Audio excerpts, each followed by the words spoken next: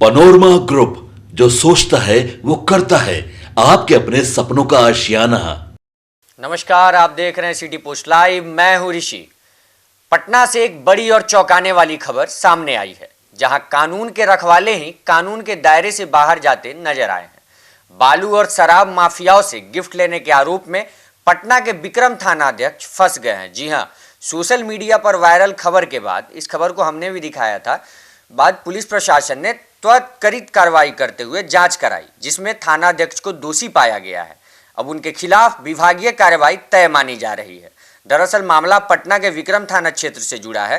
तत्कालीन थाना अध्यक्ष विनोद कुमार पर आरोप लगा है कि उन्होंने अपने विदाई समारोह के दौरान बालू माफिया, शराब माफिया और आपराधिक पृष्ठभूमि से जुड़े लोगों से उपहार स्वीकार किए। इस संबंध में सोशल मीडिया पर एक लेख वायरल हुआ, जिसके बाद नगर पुलिस अधीक्षक पटना ने स्वतः संज्ञान लेते हुए मामले की जांच का आदेश भी दिया।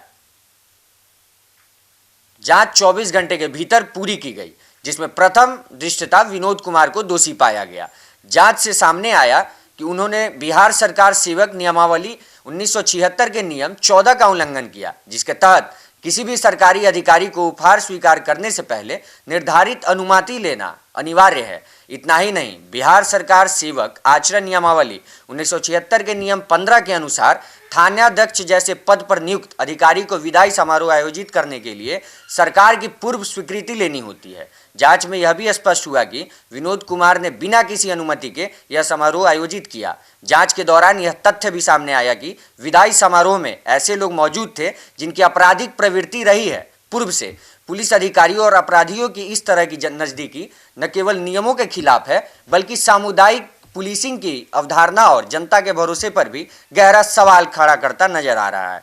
इन सभी तथ्यों के आधार पर नगर पुलिस अधीक्षक पटना ने तत्काल थानाध्यक्ष विनोद कुमार को कारण बताओ नोटिस जारी किया है। साथ ही उनके द्वारा प्राप्त उपहारों का अलग से मूल्यांकन कराया जाएगा।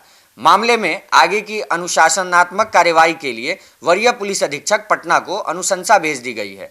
इस पूरे मामले ने एक बार फिर यह साफ कर दिया है कि नियमों से ऊपर कोई नहीं, चाहे वह वर्दी में ही क्यों न हो।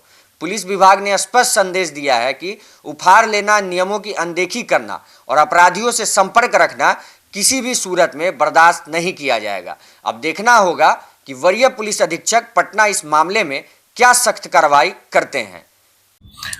सोशल मीडिया पर हाल के दिनों में एक लेख प्रसारित हो रहा था, जिसमें तत्कालीन विक्रम थानाध्यक्ष पुलिस सब निरीक्षक विनोद कुमार पर विदाई समारोह के दौरान आपराधिक प्रवृत्ति के कुछ अभियुक्तों से उपहार लेने और साथ ही साथ विदाई समारोह आयोजित करने संबंधी उसमें बातें कही गई थी। तो उस पर स्वतः संज्ञान के आधार पर एक रिपोर्ट ली गई और 24 घंटे के अंतर्गत इसकी विस्तृत जांच कराई गई है।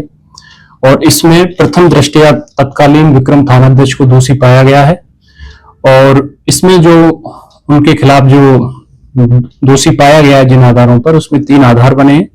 प्रथम आधार यह है, बिहार सरकारी सेवक आचरण नियमावली 1976 की नियमावली 15 के तहत सरकारी सेवक को विदाई समारोह करने की अनुमति नहीं है।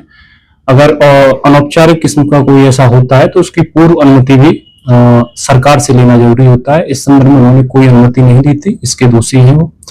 दूसरा, इसमें जो गिफ्ट आदान प्रदान किए गए थे और वो भी बिहार सरकारी सेवक नियमावली 1976 की धारा उपनियम के नियम 14 का उल्लंघन है, जो गिफ्ट को डिफाइन करती है। और चूंकि इस संदर्भ में गिफ्ट कितने रुपए के थे, इसका अलग से मूल्यांकन भी किया जाएगा। और उनकी जो श्रेणी है, क्लास 1, क्लास 2, क्लास सी, जो ऑफिसर्स की कैटेगरीज होती है उसमें कर्मचारियों की सरकारी, तो उसमें हर व्यक्ति को कितना अलाउड है उसके हिसाब से देखा जाएगा, अलग से इसको चेक किया जाएगा। इसके अलावा इन पर जो तीसरा आधार बना है कि वहां पर जो थाना पर लोग उपस्थित हुए थे उसमें 3 बड़े अभियुक्त थे और उन पर कई केसेज दर्ज हैं। विशेषकर एक अभियुक्त शराब माफिया है, एक बालू माफिया भी है, एक भू माफिया भी रहा है। और उन पर बीएनएसएस की धारा 107 के तहत संपत्ति कुर्की हेतु भी प्रावधान किया गया था, जो माननीय न्यायालय में चल रहा है। वो भी थाने पर उपस्थित था और उनको गिफ्ट देते हुए उसमें फुटेज में दिख रहा है। इससे सामुदायिक पुलिसिंग की भावना कमजोर होती है, साथ ही साथ जनता में जो पुलिस का भरोसा है उसको भी ठेस पहुंचती है। और इस संदर्भ में भी उनको दोषी पाया गया है। अभी तत्कालीन विक्रम थानाध्यक्ष को कारण बताओ नोटिस जारी कर दिया गया है। साथ ही साथ इस संदर्भ में अग्रतर कार्रवाई हेतु वरीय पुलिस अधीक्षक महोदय पटना को भेजी जा रही है और इसमें हम लोग सख्त कार्रवाई करेंगे।